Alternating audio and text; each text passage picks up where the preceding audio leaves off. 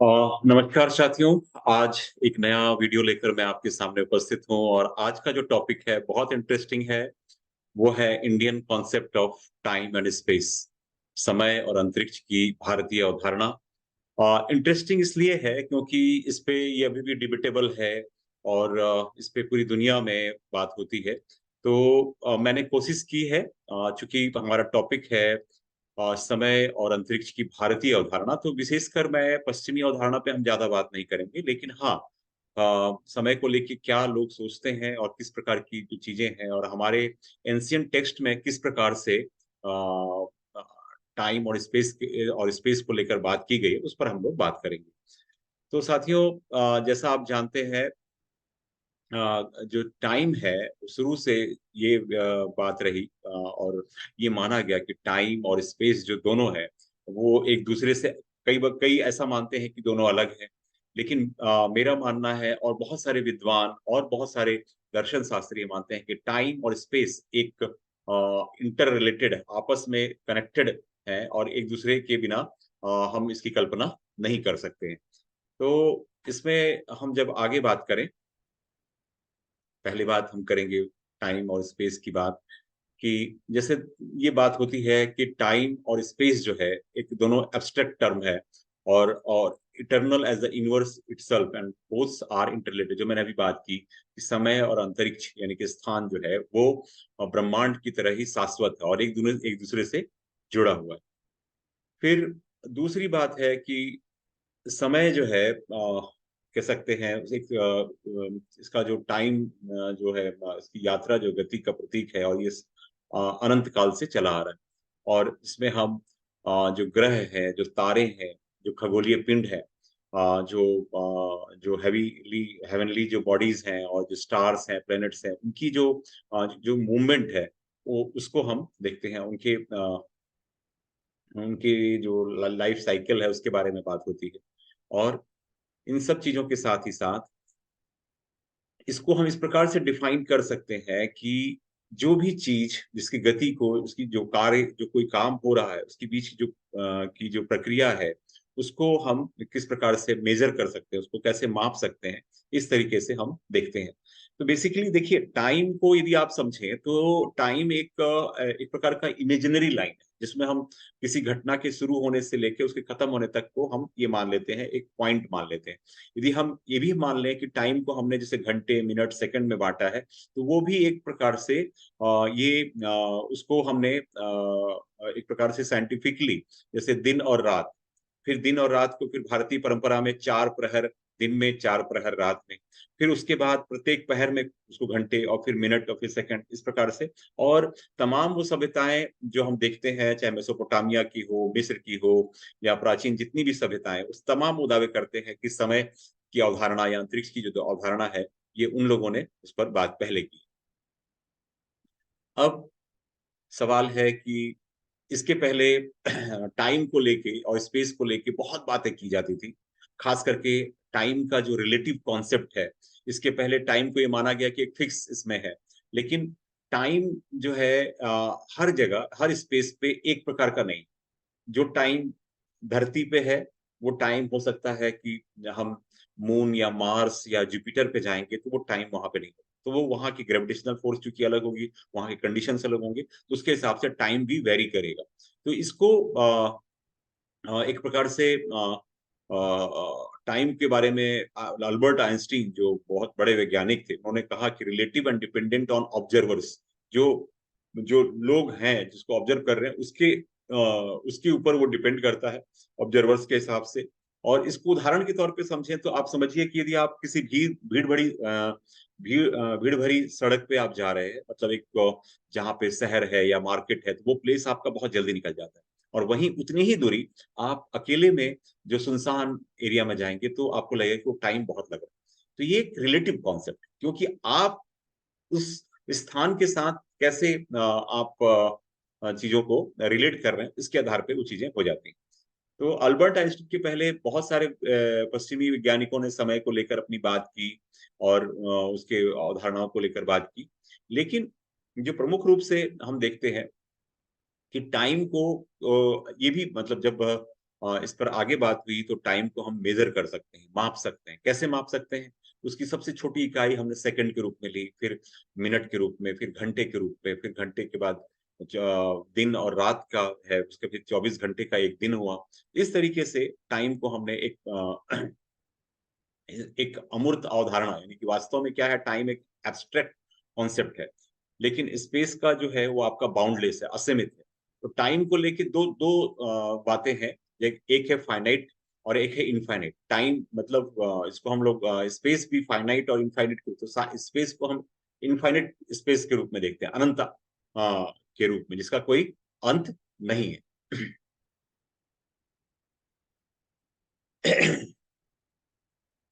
जैसा मैंने अभी कहा आपसे कि स्पेस जो है इनफाइनाइट है, it has been the core to understand the universe, और अंतरिक्ष जो है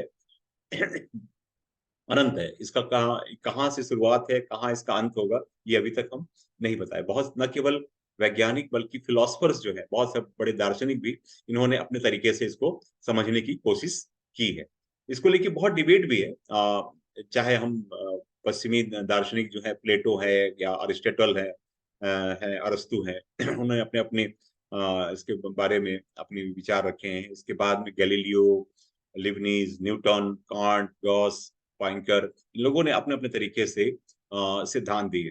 तो साथियों, आपको एक चीज मैं बताना चाहूंगा कि ये जो यदि प्रश्न आता है कि टाइम और कॉन्सेप्ट का, जो Indian time concept of time and space है, तो इसमें आपको बहुत परेशान होने की जरूरत नहीं।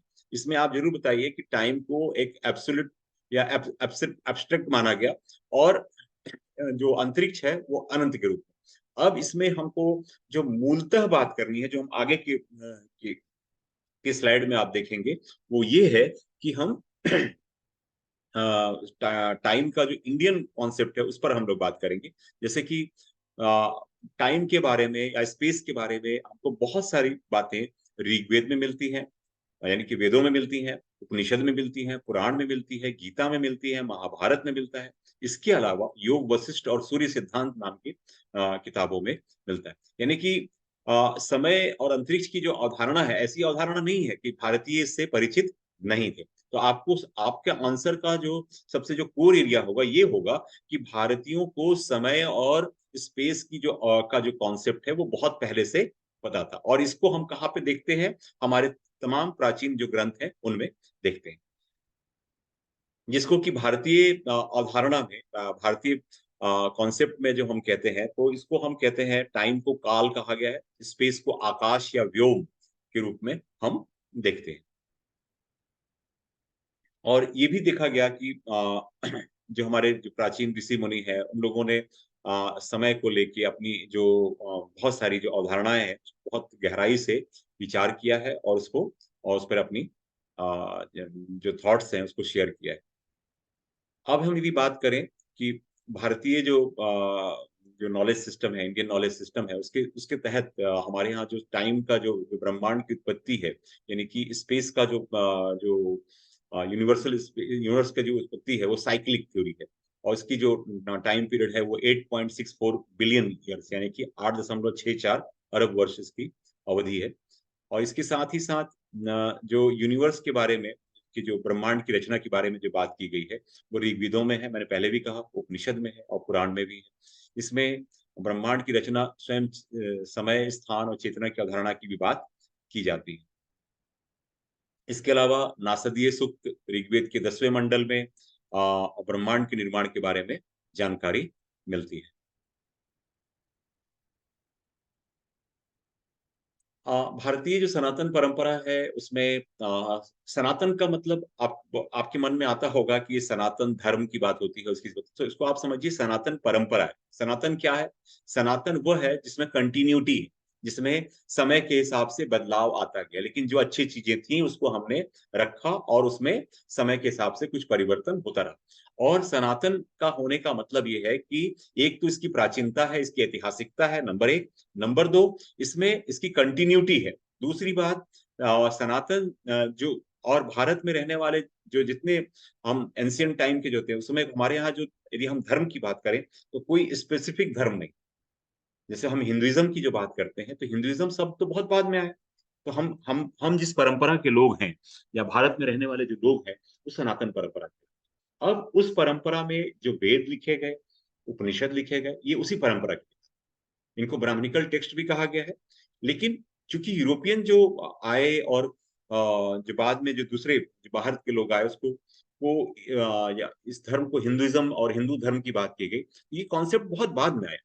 तो हमारा जब हम उस परंपरा की बात करते हैं तो वो सनातन ट्रेडिशन, तो सनातन ट्रेडिशन में फिर हमने कैसे चीजों को देखा, तो उसको देखिए। और उसका एक अपना तरीका था, वो अनुभव का पर आधारित था, जिसमें हम दिन और रात की बात की। मैंने कहा कि दिन और रात को फिर 4 प्रहर दिन में या 4 प्रहर रात में, उसके बाद फिर कई दिन मिलकर सप्ताह हुए, सप्ताह को मिला के महीना हुआ, महीने को मिलाकर वर्ष। तो इस प्रकार के हमने इकाइयां दी। और और एक एक शब्द आता है रित। रित यानी कि उस चीज को किसी सिस्टम को नियमित करने वाला, एक अवधारणा जो संपूर्ण वैदिक विचार में व्याप्त है, जिसको रित, रित को आप मिलेगा कि जो हमारे जो नेचर में एक, इसकी दो चीजें बता दूं कि जो कॉस्मिक ऑर्डर है, ब्रह्मांडीय जो व्यवस्था है, वो रित के द्वारा नियमित या रेगुलेट की जाती है। तो पहला है गति, द कंटिन्यूअस मूवमेंट और चेंज, यानी गति जो निरंतर परिवर्तित होती रहती है। तो जो रित के अंतर्गत 3 कॉस्मिक ऑर्डर की बात की गई। रित हैज 3 फीचर्स, यानी कि जो रित है कि जो सिस्टम को नियमित करती है, रेगुलेट करती है, उसके 3 चीजें हैं। तो इसको बहुत ध्यान रखिए। और मैंने आपको बार बार कहा है कि मेरे वीडियो को आप देखिए तो जिसमें हाईलाइटेड पोर्शन है, जिसको डार्क कलर में, डिफरेंट कलर में हमने हाईलाइट किया है, तो उस पॉइंट को जरूर नोट करें और आपके आंसर में वो चीज आनी चाहिए। दूसरी बात है संगठन, जो एक आपस में इंटर इंडिपेंडेंट, इसको पहला कहा कि गति कहा गया, संगठना, संगठना जो आपस में इंटर रिलेटेड है। थर्ड जो है आपका नियति, जिसमें कि हम ये कह रहे हैं कि नियति का अर्थ है कि परस्पर निर्भरता और गति का एक अंतर्निहित क्रम। जिस तरीके से, अब इसमें क्या रित है, क्या गति है, तो गति ये है कि समय चलायमान है, मतलब समय आगे बढ़ते जा रहा है। तो वो दिन फिर रात में आएगा, रात फिर दिन में होगा, और ये दिन फिर 1 दिन 2 दिन ऐसे करते हुए चीजें आगे कंटिन्यूटी में बढ़ती जाती हैं। तो ये आपस में इंटर रिलेटेड है, दिन फिर रात, रात फिर दिन। फिर ऋतुओं की बात आती है, महीने, मतलब हम आगे बात करेंगे कि हमारे जो कैलेंडर में भी हम बात करें तो सीजन की बात की गई है अलग अलग। जब हम ऋतु की बात करते हैं उनके उनके हिसाब से समर है, विंटर है या ऑटमन है, ये सारे इन चीजों की बात हमारे इसमें सिस्टम में दिखाई देती है। तो हमारे दिन और रात में भी एक निमित्ता है, जिसको जैसे अब इसको इसको हमारे इसमें कहा गया कि देवताओं के दिन और उनके रात में भी निमित्ता है। इसको हम आगे बात करते हैं। और ये जो रित है, इसमें जो ब्रह्मांडीय, अब ये माना गया कि हमारे जो ब्रह्मा की बात है, मैं आगे बात करूंगा कि हमारे रित का नियामक कौन है, तो किस प्रकार से उन चीजों को ईश्वरीकृत माना गया है। और ये माना गया कि रित जो है सृष्टि के हर पहलू में अंतर्निहित है, यानी रित जो है वो सब चीजों को रेगुलेट कर रही है। आप इस चीज को ध्यान रखिए, रित है क्या। तो इसके बारे में ऋग्वेद में 390 टाइम्स में रिपीटेशन, मतलब रिपीट किया गया है, उसके बारे में बात की गई है। अब हम बात करें सूर्य सिद्धांत। अब जैसे मैंने कहा था कि सूर्य सिद्धांत एक किताब है जिसमें हमको ये बताया गया है टाइम के बारे में। अब टाइम क्या करता है, इसके अनुसार ये कहता है कि समय सब कुछ बनाता है, मतलब time creates, maintains and destroys everything. यानी कि सूर्य सिद्धांत कहता है कि टाइम क्या करता है, कोई चीज को क्रिएट करता है, मेंटेन करता है और उसको डिस्ट्रॉय भी करता है। कैसे, उसको समझे। अब इसके लिए क्या है, ये भी बताया गया कि सूर्य सिद्धांत में भी कहता है कि there are 2 type of time, finite time and infinite time. Finite कैसे है, यदि हम इसको उदाहरण के तौर पे समझे कि यदि किसी बच्चे का जन्म हो रहा है, जन्म से लेके उसकी मृत्यु तक, तो एक समय ये क्या हो गया, एक फाइनाइट, एक स्केल है कि यहाँ से इस चीज ये घटना शुरू हुई और यहाँ तक। जैसे सुबह सूर्योदय से लेके सूर्यास्त तक, तो इसको हम फाइनाइट कर सकते हैं। लेकिन कितने दिनों कितनी रात होंगी, ये फाइनाइट नहीं। कितना जीवन है पूरे ब्रह्मांड का, ये तय नहीं है, ये अनंत है, ये इनफाइनाइट। फाइनाइट क्या है, जिसको हमने किसी एक इसका एंड पॉइंट और स्टार्ट पॉइंट हमने देखा है, तो वो चीज को हमने फाइनाइट कॉन्सेप्ट में मानते हैं। But the time has no beginning और end. Actually time has no beginning और एंड, कोई शुरुआत नहीं है, कोई अंत नहीं। लेकिन हम पर्टिकुलर, अब देखिए यहाँ पे आइंस्टीन की जो वो चीज है, वो थ्योरी है, जो रिलेटिव कॉन्सेप्ट ऑफ टाइम है, उसमें हम किसी पर्टिकुलर घटना के साथ ये कब शुरू हुई और कब अंत हुई उसको हम टाइम फ्रेम में बांधते हैं।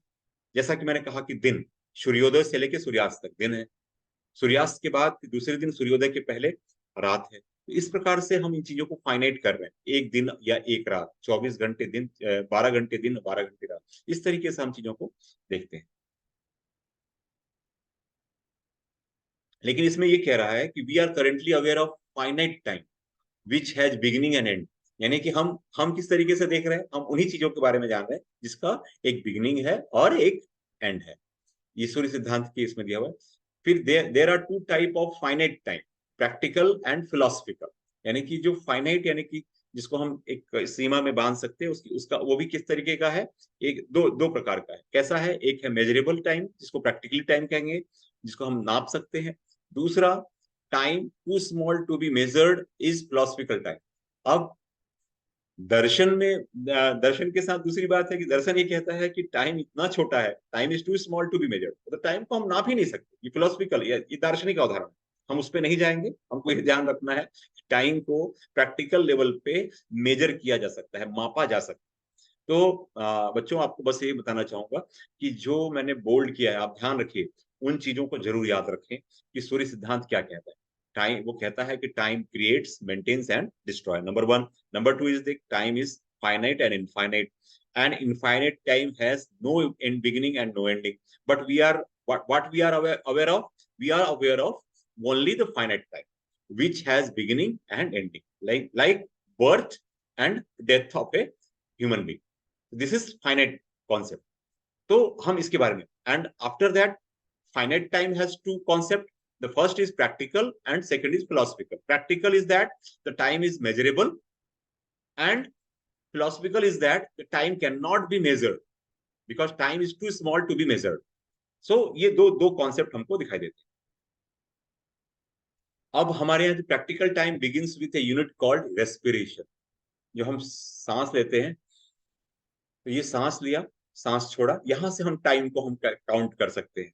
इसको हम प्राण कहते हैं, श्वसन या प्राण के नाम की इकाई से साथ में। इस प्रकार से हम, फिर philosophical time begins with atomic unit, जिसको त्रुटि कहा गया। तो हम इस पर बहुत डीप में नहीं जाएंगे, और दार्शनिक समय की शुरुआत जो परमाणु है या एटम है उससे होती है, जिसको हम त्रुटि कहते हैं। हम इस पे बहुत डिटेल में नहीं जाएंगे, लेकिन अब ध्यान रखिए कि ये दो अवधारणा है, और इसी को आपको आंसर में लिखना है। सूर्य सिद्धांत की बात की। अब योग वशिष्ठ की बात करें। देखिए, पहला ग्रंथ था सूर्य सिद्धांत, उसमें क्या कह रहा है। दूसरा जो ग्रंथ है योग वशिष्ठ, वो क्या कह रहा है, time can not be analysed for how ever much it is divided it survives and इंडेस्ट्रक्टिबल। समय का विश्लेषण नहीं किया जाता क्योंकि इसे कितना भी विभाजित किया जाए ये अविनाशी, मतलब टाइम को कितना भी आप बांटेंगे तो वो और उसका मतलब हम कर सकते हैं, तो इसको हम बहुत नहीं कर सकते। तो टाइम इंडेस्ट्रक्टिबल है, अविनाशी है। There is another aspect of the time that end of action, krant, and according to the law of nature, नियति। तो जैसा हमने कहा कि प्रकृति के नियम अनुसार जो कर्म का अंत है, वो उसका एक और पहलू जिसमें हम कहते हैं कर्म का अंत हो गया, तो इसको हम नियति के रूप में भी हम देखते हैं। अब the world is like a potter's wheel, and the wheel looks as if it stands still, and though it revolves at terrific speed. What he want to say that दुनिया मतलब जो, अब इसमें हम हिंदी में बात करें, जो आपने देखा होगा कि कुम्हार जो है घड़ा बनाता है तो उसका एक चाक होता है, जो कोई उसको पॉटर्स व्हील जिसको हम कहते हैं, जब उसको घुमाते हैं तो आपको लगेगा कि जो व्हील है वो एकदम स्टैंड स्टिल है, मतलब वो कुछ नहीं है, लेकिन एक्चुअली वो इतना इतना तेजी से रोटेट कर रहा है कि हम उसको लग रहा है कि वो एक जगह स्थिर है। तो ये कल्पना है, वो स्थिर है। इसी प्रकार से टाइम भी वैसा ही, जिसको हम तो ये दुनिया वैसे ही है कि जैसे हम देखते हैं कि पृथ्वी अपनी जगह पर स्थिर है, हमें तो पता नहीं चल रहा कि धरती जो है रोटेट कर रही है, लेकिन वो रोटेट कर रही है।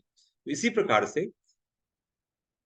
ये बात, ये इतनी बड़ी बात जिसको हम बाद में हम देखते हैं कि धरती अपने एक्सिस पे मूव करती है और सूर्य के चारों चक्कर लगा रही है, 365 दिन में एक पूरा चक्कर होता है। तो ये सारी जो बातें हैं, या 24 घंटे में हम एक राउंड लेते हैं, ये बात योग वशिष्ठ में इस तरीके से बात है।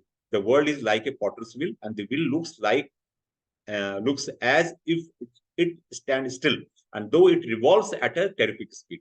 ये बात उसमें की गई है। तो देखिए कितना साइंटिफिक है हमारे एंशिएंट टेक्स्ट, इसमें ये अवधारणा दी गई। एंड दो जस्ट एज स्पान, स्पेस का कोई एक फिक्स स्पान नहीं होता। स्पेस यानी कि जो अंतरिक्ष है ना, time does not have a fix span either. ये बात योग वशिष्ठ कह रहा है। देखिए योग वशिष्ठ में अवधारणा दूसरी है। वो ये कह रहा है कि जहां पे हम सूर्य सिद्धांत में कह रहे थे फाइनाइट और इनफाइनाइट की बात हो रही, यहाँ ये कह रहा है कि इनफाइनाइट ही है। जैसे स्पेस इनफाइनाइट है, वैसे ही टाइम भी इनफाइनाइट। अब हम स्पेस की बात करें और क्या क्या, there are three type of space, it is mentioned in Yoga Vasishtha. The first is psychological space, that is मनोवैज्ञानिक अंतरिक्ष की बात करें।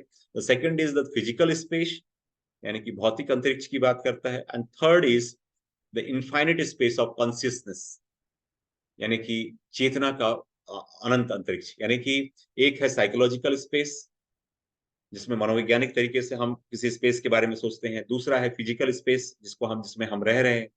थर्ड है इनफाइनाइट स्पेस ऑफ कॉन्शियसनेस, जो हमारी चेतना कहाँ तक चली जाएगी।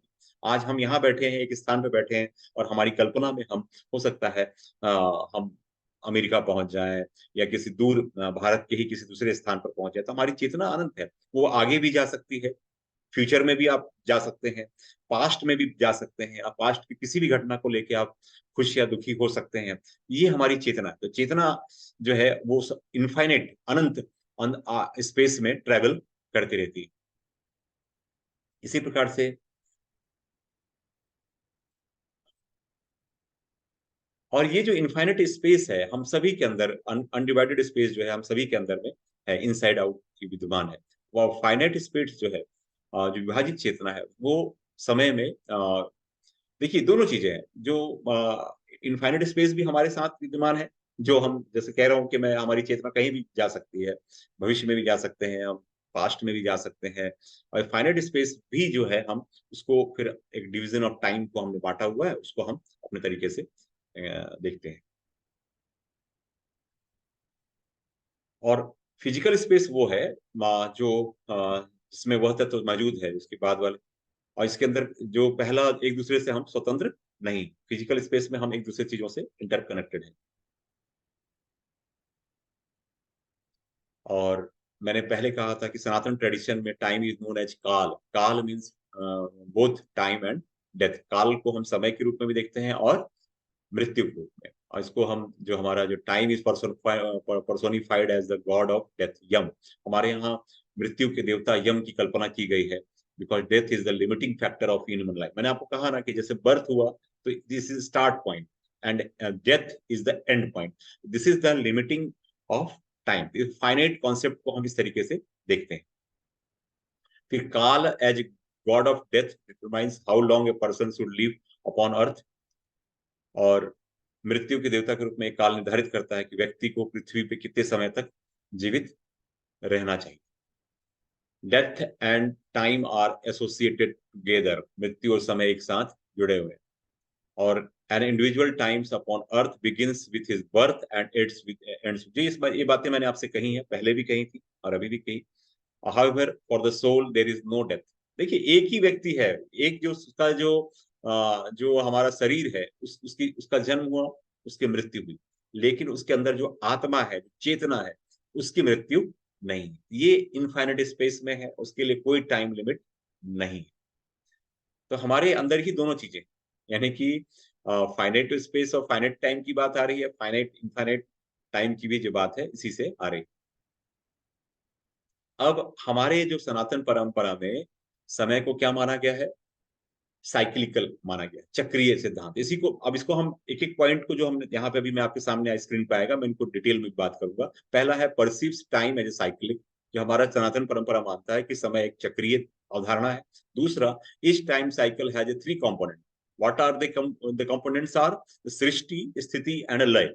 सृष्टि है, स्थिति है और लय, इस पे हम लोग बात करेंगे। उसके बाद करेंगे कि सनातन कैलकुलेशन में जो the Sanatan calculation of time comes from sage गणित, who is mentioned in Manusmriti and Mahabharata. तो महाभारत और मनुस्मृति में हमें ऋषि गणित की जानकारी मिलती है, जो उसके अनुसार से समय की अवधारणा हम जान पाते हैं।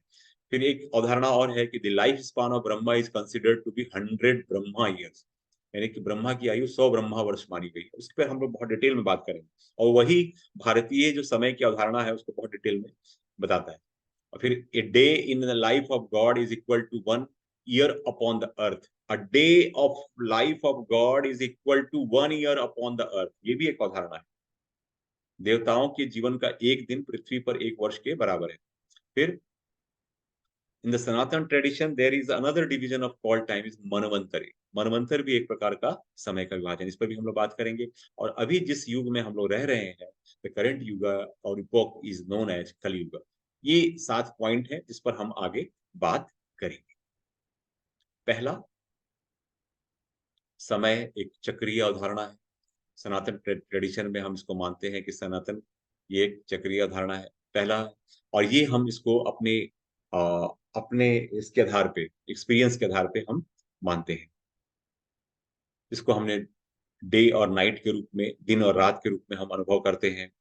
साइक्लिकल पैटर्न जो है, इसको हम साइक्लिकल पैटर्न को आप देखिए, प्रत्येक सुबह जो है, सुबह होता है, दोपहर होता है, शाम होता है, फिर रात होती है, फिर दूसरे दिन। तो ये एक साइक्लिकल, दिन के बाद सप्ताह, सप्ताह के बाद महीने, महीने के बाद वर्ष, और कई कई ऋतुएं हैं इसमें, कई युग हैं। इस प्रकार की अवधारणा ये दिखाई देती है। फिर साइक्लिकल प्रोसेस जो है, time is never ending which is both repetitive and exhaustive. इसमें बहुत रिपीट भी हो रहा है और बार बार।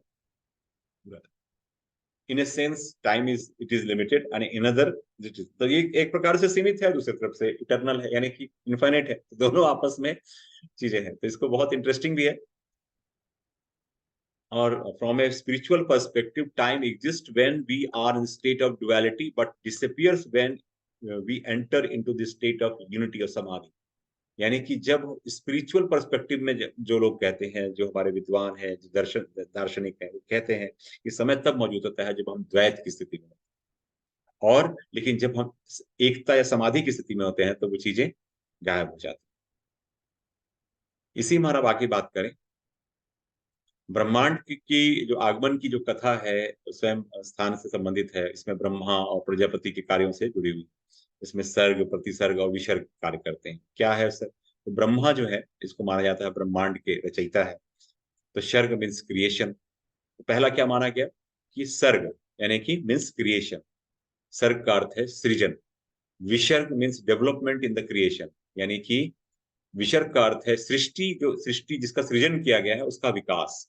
फिर लास्ट है as a pratisarga means destruction, when everything comes back to the originator. जिस ब्रह्मा ने सर्ग यानी कि सृजन किया, वही उसका विकास करेगा, और उसके बाद उसका उसका और प्रतिसर्ग का अर्थ है विनाश। और जब सब कुछ वापस प्रवर्तक ब्रह्मा के पास आ जाता है। तो इस तरीके से हम देखते हैं कि ब्रह्मा ही उसका पूरा नियम, जो मैं रित की बात जो कह रहा था पहले, आपने देखा होगा, वो रित और ब्रह्मा, ये दोनों में आप देखिए एक उसमें आपस में कनेक्शन दिखाई देता है। फिर all the three works go on according to the fix time scale, और ये तीनों चीजें विष्णु पुराण के हिसाब से ये आपस में फिक्स टाइम स्केल के हिसाब से चलती हैं। तो इसके आगे हम लोग आगे बढ़े, ये शायद, हाँ ये फिर से आया। जी, मैंने आपको बताया था कि सृष्टि, स्थिति और लय, मैं अभी आपको बता रहा था, जिस सृष्टि की बात कर रहा था। सृष्टि मीन्स कंटिन्यूएशन, स्थिति का अर्थ है और दूसरे का अर्थ है, सृष्टि का अर्थ है सृजन, स्थिति का मीन्स है कंटिन्यूएशन यानी निरंतरता, लय का मीन्स है डिसोल्यूशन यानी कि विघटन। जिस बात की जो अभी हम बात कर रहे थे, तो उसी चीज को फिर से हम दूसरे तरीके से समझे कि साइक्लिकल थ्योरी में इसी चीज को हम इस तरह से कहते हैं कि प्रत्येक समय चक्र सृष्टि से शुरू होता है और कुछ समय तक चलता है, फिर शून्य में विलीन हो जाता है। यानी कि जो चीज स्टार्ट हुआ है वो डेवलप होगा, और फिर फाइनली वो जहां से स्टार्ट हुआ वहां पे वो चला जाएगा, यानी कि विलीन हो जाएगा, इस तरीके से। फिर ये चीजें चल होती है। तो इसमें हमारे यहाँ जो माना गया, जिसमें मैंने ब्रह्मा की बात की गई, उसी में तीन जो त्रिमूर्ति का जो कॉन्सेप्ट है, जो ट्रिनिटी का जो है, वो है ब्रह्मा, विष्णु एंड शिव। ये तीनों का हम मानते हैं। अब इसी में हम जो जो पिछली बात की थी उसी को आप इसको समझिएगा कि बातें वही हैं, लेकिन इसको थोड़ा सा समझने का तरीका है। जो ब्रह्मा है, रिस्पॉन्सिबल फॉर द क्रिएशन। अब इसमें हमने क्या किया, पहले हमने ब्रह्मा को ही बताया कि वो क्रिएटर भी है, ओरिजिनेटर भी है और डिस्ट्रॉयर भी। अब उसको उसको दूसरे तरीके से हमारे दूसरे ग्रंथों में क्या क्या, विष्णु, विष्णु फॉर एग्जिस्टेंस, अस्तित्व के लिए कौन है, विष्णु। और तीसरा जो है शिवा, किसके लिए है, डिसोल्यूशन, जो डिस्ट्रक्शन की बात आ रही है, विघटन के लिए कौन है, शिव है। इस प्रकार से हम देखते हैं कि यह विभाजन हम एक दिन में भी देख सकते हैं। सूर्योदय, creation, continuation, Vishnu for existence and dissolution, जो शाम हुआ, फिर रात हुई, फिर वो चीज, तो वो कंटिन्यूटी आपको ये दिन दिन में हम विभाजन में देख सकते हैं। Each day is created in the early hours, continues throughout the day, and finally dissolve into darkness. The same thing which I have repeated just in Hindi. तो कि प्रत्येक दिन ये शुरुआत होता है, चलता रहता है, लास्ट में अंधेरे में विलीन हो जाता है। तो ये एक चीज दिखाई देता है। We can see the same pattern in life also, at childhood, adulthood and old age. जन्म लिया, बचपना, वयस्क हुए, बुढ़ापा आया, मृत्यु, फिर से एक साइक्लिक थ्योरी ये हमारे इसमें चल रही है। तो टाइम को हमने इस तरीके से देखा। अब दूसरा है, जो मैंने कहा था कि मनुस्मृति और महाभारत में जो ऋषि गणित है उनकी उनकी जानकारी जो मिलती है, वो कहते हैं कि he calculated the duration of each cycle of creation in human years, इसको मानव वर्ष में की उसका उसको हमने ये किया कि he divided the cosmic time into kalpas, which is a day and night in the time of space of Brahma, a day and night in the time of space of Brahma. तो ब्रह्मा के एक दिन और रात के रूप में एक कल्प की कल्पना की गई या उसको माना गया। And it is considered to be equal to 8.64 billion years. Vishnu Purana में इसके बारे में बात की गई है कि लगभग 8 अरब 6.4 अरब जो है समय है। वो कैसे है इसको देखिए, इसको आप देख पा रहे हैं अपने स्क्रीन पे। मैं इसको थोड़ा सा इस तरीके से समझाना चाहूँ, मैं इसको थोड़ा सा आप देख पा रहे हैं। अब आपके स्क्रीन पे थोड़ा क्लियर होगा कि एक अर्थकल्प इक्वल टू 4,32,000 यानी 4.32 बिलियन ईयर्स, अ डे और नाइट ऑफ ब्रह्मा। एक कल्प क्या होता है, वन अर्थ कल्प is 4,32 billion years and one कल्प इज 2 इंटू 2 अर्थकल्प, यानी कि एक कल्प में 2 अर्थकल्प आएंगे, यानी 8.64 बिलियन ईयर्स, एक कंप्लीट डे ऑफ ब्रह्मा। और पहला जो हमने बताया था, एक अर्थकल्प में या तो डे होगा या तो नाइट होगा, और एक कल्प क्या होगा, 2 अर्थकल्प, यानी कि 2 अर्थकल्प मिला के एक कल्प बने, और एक कल्प मिला के 1000 महायुगा। तो इसको इस प्रकार से समझ सकते हैं, मैं इसको समझाने का प्रयास करूं तो आप इसको ये से समझिए कि जैसे ये इसको इस प्रकार से समझ सकते हैं कि ये जो अर्थकल्प है, ये अर्थकल्प है, ये आपका 4,32,000 है। और इसमें से यदि हम इसको देखें तो समझें कि अर्थकल्प जो लिया है हमने, इसको इस प्रकार से, ये जो है ये डे और नाइट ऑफ ब्रह्मा, एक अर्थकल्प। और एक कल्प क्या हो रहा है, एक कल्प आपके 2 अर्थ कल्प के बराबर हो रहा है, एक कंप्लीट डे ऑफ ब्रह्मा। इसी प्रकार से एक कल्प को हम 1,000 महायुग के बराबर में ले सकते हैं, यानी कि 1000 इंटू 4,32,000, 43,20,000 ईयर्स। और 1 महायुगा इजकल टू 43,20,000 ईयर्स। तो इस प्रकार से आप समझ सकते हैं। और एक महायुग में क्या क्या आता है, वो आते हैं 4 युग, 4 युग, जिसमें कृत, त्रेता, द्वापर, इस पे हम लोग बात करेंगे साथियों। तो अब इसके बाद यदि हम बात करें तो इस तरीके से पूरे इसमें आप जो देख पा रहे हैं, इसको मैं, तो इस तरीके से एक अर्थकल्प बराबर होता है एक ब्रह्मा का दिन या रात, एक कल्प बराबर 2 अर्थकल्प होता है, यानी कि एक कंप्लीट डे ऑफ ब्रह्मा। इसी तरीके से हम देखते हैं। तो इस तरीके से साथियों हम बात करें तो आगे देखते हैं। जो जो मैंने आपको टेबल फॉर्म में दिखाया है उसी को मैं आपको दूसरे तरीके से बता दूं। तो इसी को मैं, ये देखिए, अब इस तरीके से जो मैंने अभी आपसे कहा उसी चीज को मैं लिख के यहाँ पे दिया है।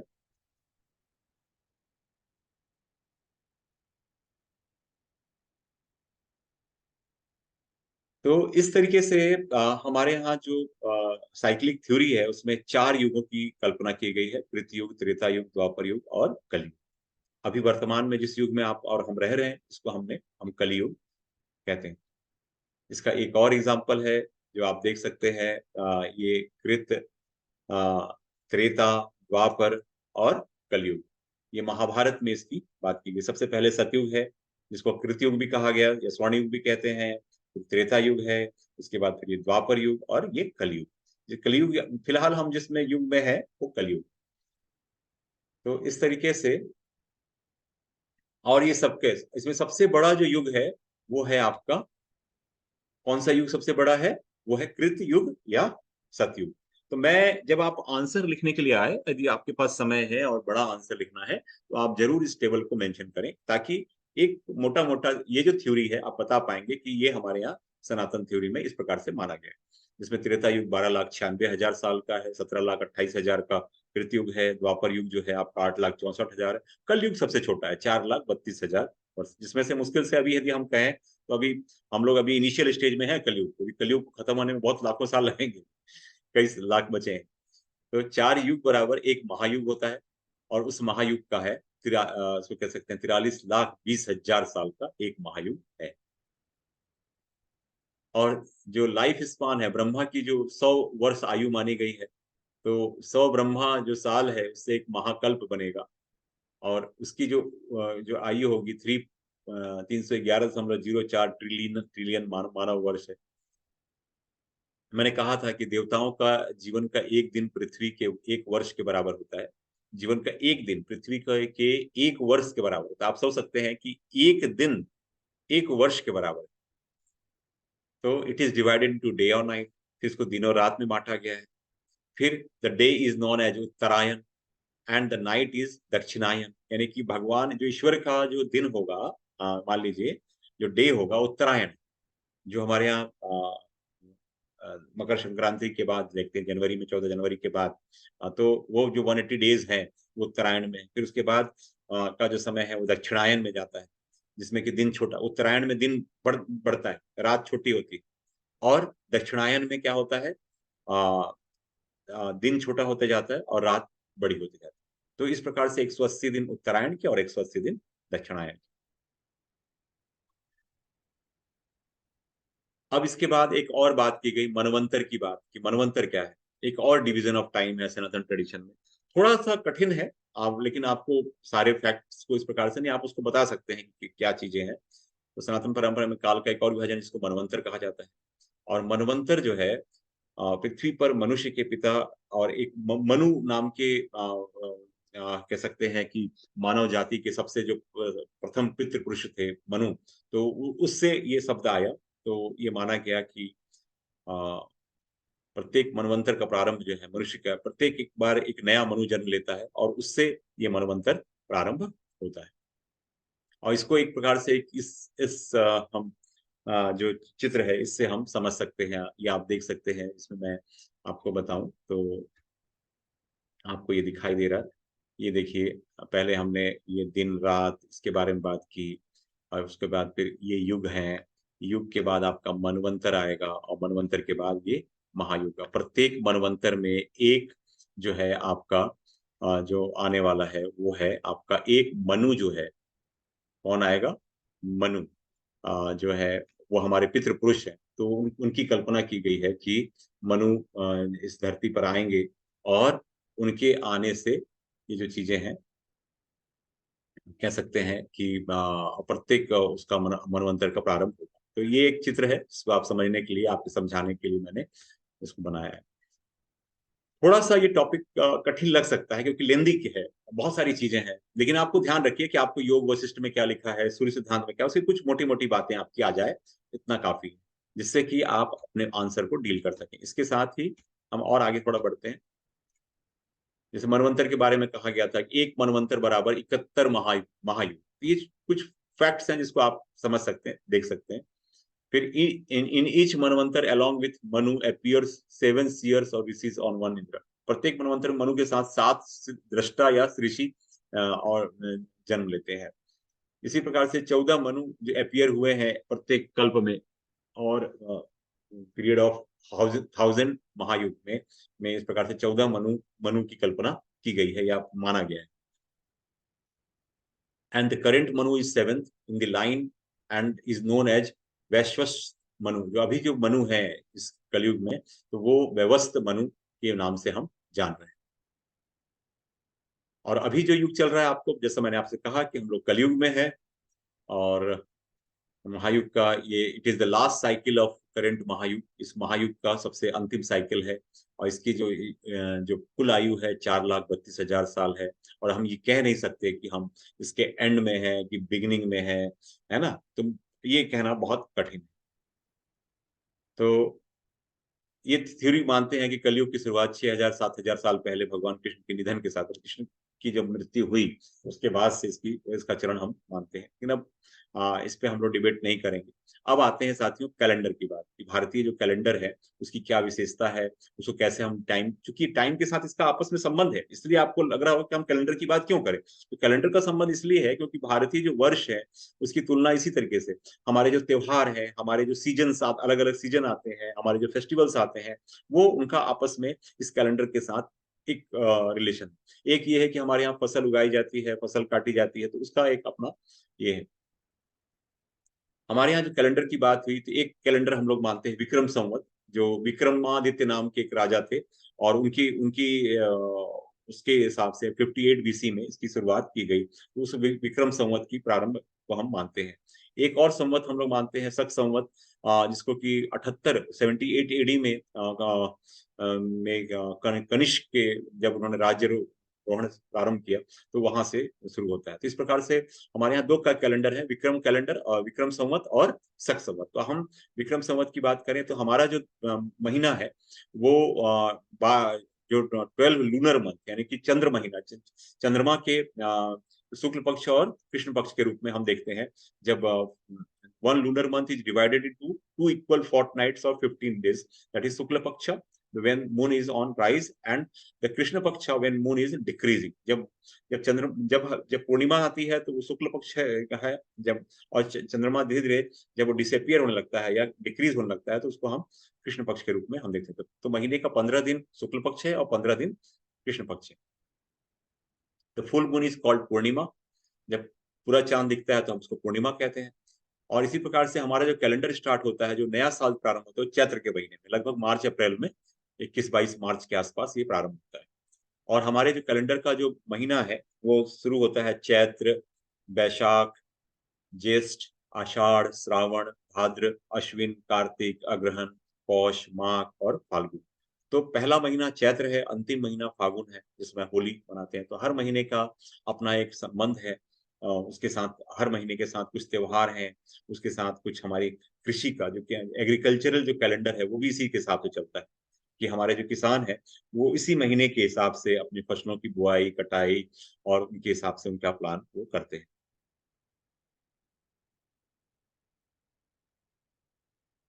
हमारे यहाँ पे विक्रम संवत जो है वो क्या कह सकते हैं, कैलेंडर अभी भी भारत और नेपाल में उपयोग में है। दूसरा मैंने बताया था शक संवत जो है उसके आधार पे, जो कि कनिष्क जब राजा बने तब उसके हिसाब से वो कैलेंडर चालू हुआ। और हमारा जो जो कैलेंडर है वो सोलर और लूनर दोनों यानी कि सौर और चंद्र दोनों की गतिविधियों पर आधारित है। तो इस तरीके से वैदिक इसमें हम देखते हैं कि हमारा जो कैलेंडर है और उसके साथ प्रत्येक महीने के साथ आपको करस्पॉन्डिंग जो ये देखिए 2 चीजें दिख रही हैं, इसको आपको याद करने की जरूरत नहीं, समझने के लिए ये टेबल्स आपको, कुछ बच्चे ऐसा पूछ सकते हैं कि क्या हमें सब याद करना है? मैं कहूंगा कि बिल्कुल नहीं आपको, लेकिन आपको महीने मालूम होना चाहिए कि हिंदी के महीने क्या है।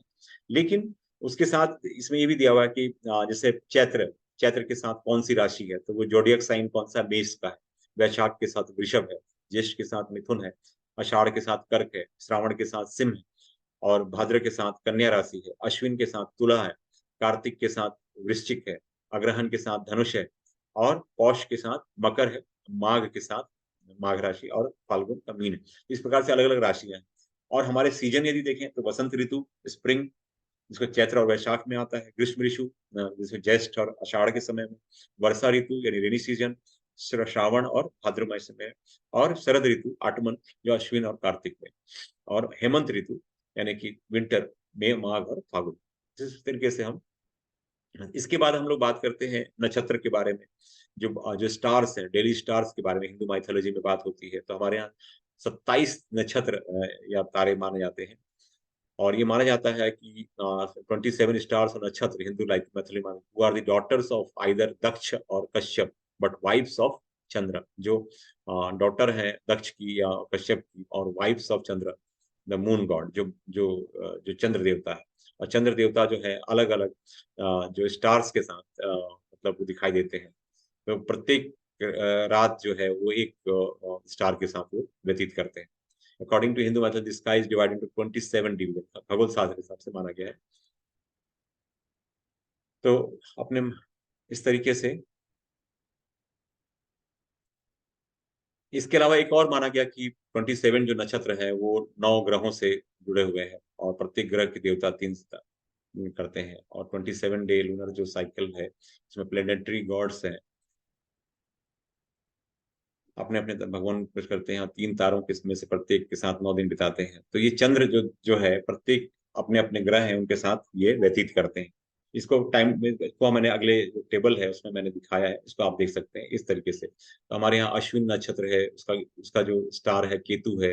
भरणी नक्षत्र है, उसके साथ विनस या शुक्र है। कृतिका नक्षत्र है, उसके साथ रवि है।